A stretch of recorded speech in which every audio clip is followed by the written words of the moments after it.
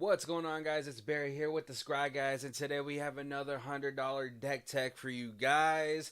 For the Outlaws of Thunder Junction, we've coming out with a whole bunch of new legendaries, and I guess it's time to saddle up.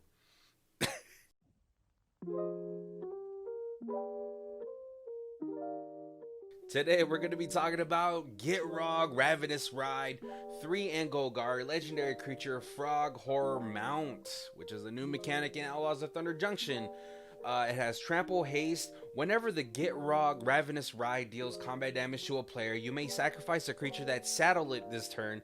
If you do, draw X cards, then put up to X land cards from your hand onto the battlefield. Tap where X is to sacrifice creatures power. Saddle 1, and it is a 6/5. So saddle is a new mechanic in Outlaws of Thunder Junction. It works very much like crew did for artifacts, but the creatures that are mounts now can still attack without having without being saddled. Kind of funny to me, but but it's just a runaway mount, right? This commander is kind of, I would say, straightforward. You want to get a whole bunch of like big fat creatures saddling it and Gitrog munching on them, so we can go ahead and draw a whole bunch of cards and drop a whole bunch of lands, and let's see how we're gonna get there. First, we're gonna ramp it up. Alright, and then most of our ramp is going to be in a lot of creature situations, just in case, worst case scenario, that we're going to have to eat one of our little mana dorks to feed the Gitrog. But we have Elves of Deep Shadow, which is going to be 1 green, taps for a black, but it deals 1 damage to you, and it's a 1/1. We have Deathcap Cultivator, which is going to be 1 in a green, taps, has Golgari colors, but it also has Delirium. And so if we have 4 more different card types among cards in our graveyard, it gains Death Touch. So it's really cool because it scales pretty well with the game. If we have this on later on, it's not just a summoning sickness signet or a talisman, but it can also serve as a blocker, and it being a 2/1 can matter at some portions. Same with Skull Prophet. Golgari colors, tap, add a black or a green, or it can tap, put the top 2 cards of your library into the graveyard. But it is a 3/1, so if it mounts Gitrog, it could at least draw us 3 cards and potentially drop us a land or 2. We also have some mana reduction, so we have Honest Rutstein, which is going to be 1 in a Golgari, legendary creature, human warlock. When it enters the battlefield, it has a Eternal Witness effect, where it's going to grab us a creature from the graveyard, but it also gives us a cost reduction on all of our creature spells, and I believe we're running about 30 or so creatures into this deck tech, so it's going to be really good. I know it's not ramp, it's a reduction, but I like that as well, just because you don't have to tap it to get the production from the mana. And Goreclaw, Terror of Qualsisma. 3 in the green, legendary creature, bear. Creature spells you cast with power 4 or greater cost 2 less to cast. It's going to give us a reduction on our Gitrog, but it also gives us a reduction on our big fat spells, hopefully having them cast only 1 to 2 mana of a color. Whenever it attacks, each creature you control with power 4 or greater gets +1/+1 and trample until end of turn. So it also buffs our creatures as well. That could matter. That could really matter in this deck. And so really solid. I feel like they're really solid includes and really good for the budget. Next, we got Giddy Up. These are going to be the creatures that are going to be saddling our Gitrog. I don't like how I did that. Let's look at our lower curve. We have Lupine Prototype, 2 mana, artifact creature will construct. It can't attack, can't block unless a player has no cards, but it is a 5/5, which all of these creatures, they're not particularly great on their own, but when they giddy up on our Gitrog, they just really become 2 mana draw this many cards, like Haunted Horror, 2 black, Creature Horror, Trample. When it enters the battlefield, target opponent creates 2 3/3s, and they have protection from black. But with Gitrog, with it settling Gitrog, it's gonna be draw 7 cards. Now, obviously, you want to give those 3/3s to probably a player that you're not gonna be swinging into with Gitrog, because Gitrog is a 6/5, and so none of the combat damage will get through. But you want to give it to somebody who maybe has a Mana Dork, a Birds of Paradise, a couple goblins that Gitrog can kind of really just get through. And this will let us draw 7 cards and plop however many. Hopefully we get a decent amount of lands with each of our triggers. And then we have Sheltering Ancient, 1 in a green, creature, tree frog, trample. It has a cumulative upkeep where we have to put a +1/+1 counter on a creature our opponent controls, but it is also a 5/5 as well, so hopefully it's not going to be sticking around for too long. Maybe for 1 turn we put a 1/1 on a Birds of Paradise or something insignificant, hopefully. But yeah, it being a 2-drop, potentially draw 5, that's what it's in here for. We also have cards like Phyrexian Soul Gorger. This whole package right here is from a Greven deck that I used to have maybe a year ago or so, or like that. But 3 mana, 8/8. This has a cumulative upkeep of sacrifice a creature. Hopefully, again, these cards aren't really here to stick around. Same with Rotting Regisaur, 2 in a black. At the beginning of your upkeep, you have to discard a card, but it is a 7/6. Now, Relic Golem is one that could possibly just stick around. It's a 3 mana artifact golem. It can't attack or block unless an opponent has 8 or more cards in their graveyard. And it also has 2 tap, target player, and mills 2 cards, which isn't so bad. I mean, later on in the game, we can have it stick around as a blocker as well, or as potential food for the Gitrog once it mounts up. I kind of want to put Regulators by Warren G. Nate Dogg in here. Mount up. Alright. And these are going to probably be the best boys in the deck. We have Daemogoth Woe Eater, 1 black hybrid Golgari, and green creature demon. At the beginning of your upkeep, sacrifice a creature. When you sacrifice it, each opponent discards a card, you draw a card, and you gain 2 life. It is a 7/6. Now, if we eat this with our Gitrog, we're going to be drawing 8 instead of 7, because it says sacrifice. It doesn't have to say sacrifice by its own ability or anything, because we're going to be sacrificing it with the Gitrog. So not only are we going to get an extra card, we're going to have each opponent discard a card, and we're going to also gain 2 life. Daemogoth Titan, 4 hybrid Golgari, creature demon. Whenever it attacks or blocks, sacrifice a creature. That's not what it's in here for. It's in here for that 11 power and 10 toughness.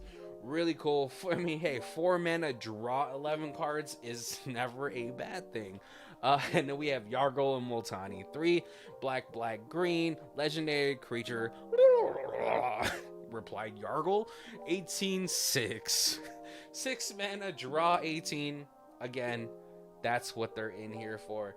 But it's also a pretty decent blocker and attacker as well, if you can get that to connect. Or in our win cons, you'll see that Yargle and Multani will also be really awesome in there too. Trigger happy. These are going to be the cards that are really going to try to look for the Gitrog's trigger and finding ways to abuse it. So we have cards like Tireless Provisionary, 2 in green, landfall. Whenever the land enters the battlefield, create a food or a treasure token. It's a 3/2. Same with Rampaging Balos, which is going to be creating us 4/4 green beast, more food for the Gitrog possibly. And Ob Nixilis the Fallen, 3 and 2 black. It has a landfall trigger. Whenever a land enters the battlefield under your control, you may have target player lose 3 life. If you do, put 3 1/1 counters on it, and it's a 3/3. So if we have this on the battlefield, we eat something like Yargle and Multani, draw 18. If we drop at least 5 to 6 lands, that's gonna be major damage to one opponent. Hopefully to the opponent that's the most ahead, or maybe it's to the opponent that the last opponent that we have. But it is gonna be throwing a huge amount of damage, and then for later on, we can eat it with the Gitrog and really get out of hand, as like we haven't gotten out of hand already. We also have Psychosis Crawler, 5 mana artifact creature for X and Horror. Its power and toughness are equal to the number of cards in hand, but whenever you draw a card, each opponent loses 1 life. It gets around things like, God, there's that 3 mana white enchantment that says the target player can't take damage, right? I believe it also gets around the One Ring. I'm not 100% sure because the One Ring doesn't target and it's loss of life instead of damage. So quote me if I'm wrong, but this card's really awesome. Again, we could be drawing 10 cards, 11 cards, 18 cards, and throwing around 53 damage if we have Yargle out. Just a really awesome card. $1. Really good in this deck because we're going to be drawing so many cards.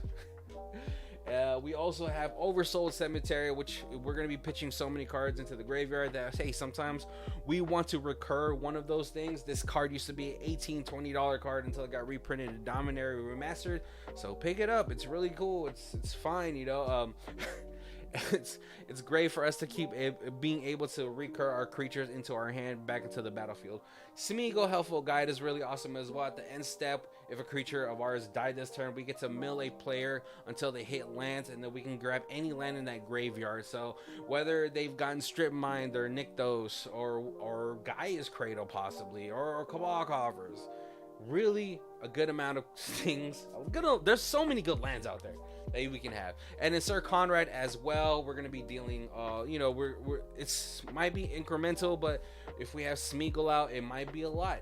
Who knows? But it's just nice. It's a nice way to ping some damage here or there. Sometimes people kind of just let this slide, especially if you're not like a mill deck, which we're not really a mill deck.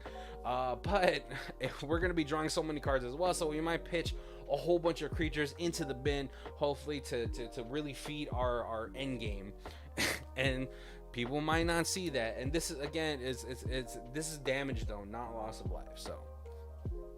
And then we're going to be looking at cards like Spelunking. So all of our lands are going to be coming in tap, but Spelunking is going to act like a budget Amulet of Vigor, which that means it's all the lands that we put down are going to come down untapped. It's really cool though. It also acts as a cantrip because when it enters the battlefield, you get to draw a card as well. But we're really interested in that second line of text. We also have Abundance, 2 and 2 green. Now this one is kind of like funky. I don't see a lot of people play this anymore. But enchantment, if you would draw a card, you may instead choose land or non-land. Reveal cards from the top of your library until you get that. So say you're gonna draw 10, and you're like, all right, I want 10 lands. So you're just gonna flip your library until you hit 10 lands, and then plop them out onto the battlefield. Or maybe you don't need lands, right? And so you just draw a whole bunch of just non-land gas. You just draw gas. But a really cool include in this deck, and yeah, I love the art for that. I love Rebecca Guay. So, and then we have Death's Presence. This was kind of like almost a pet card in this deck, but 5 and a green enchantment. Whenever a creature you control dies, put X 1/1 counters on target creature you control, where X is the power of that creature. So if we have Gitrog eat like a Demagoth Titan, now it's going, instead of being a 6/5, it's going to be a 17/16. And it's probably going to get removed after that. But if it doesn't, you could possibly just commander damage somebody out. Meet me at noon by the saloon. This is going to be really our cards to try to finish out the game. We're going to be looking at cards like Exsanguinate. We're going to have so many lands onto the battlefield that will hopefully we can exsanguinate enough to kill out the rest of the table. Gerard Golgari Lichlord is going to act like a secret commander in this deck. If we're able to recur him, it recurs itself. We just have to sacrifice a forest and a swamp. But if we're able to recur a huge enough board with maybe say Living Death, then we could just start throwing damage at everybody else. We're gonna have enough mana to hopefully use that ability once, like 2 to 3 times. But if we Living Death our whole graveyard back onto the board, it's gonna be nuts. We're gonna be able to take out a lot of players in just that turn. And we are running about 36 to 37 lands. Still adjusting it at this moment, trying to see where I like it at, but I think that's where I'm really comfortable at for this deck, 36. Um, and then, of course, living death. Living death is living death, right? But I think that's going to be it for this deck tech, the Gitrog Ravenous ride. What do you guys think about this guy? I think he's just a pretty Golgari fun deck type of guy. So let me know what you guys think. Let me know how you guys are gonna build them. I want to know how it's gonna play out if you use them in high powered situations. I don't know. All right, guys, have a good day. Like, comment, subscribe, and again, we appreciate you.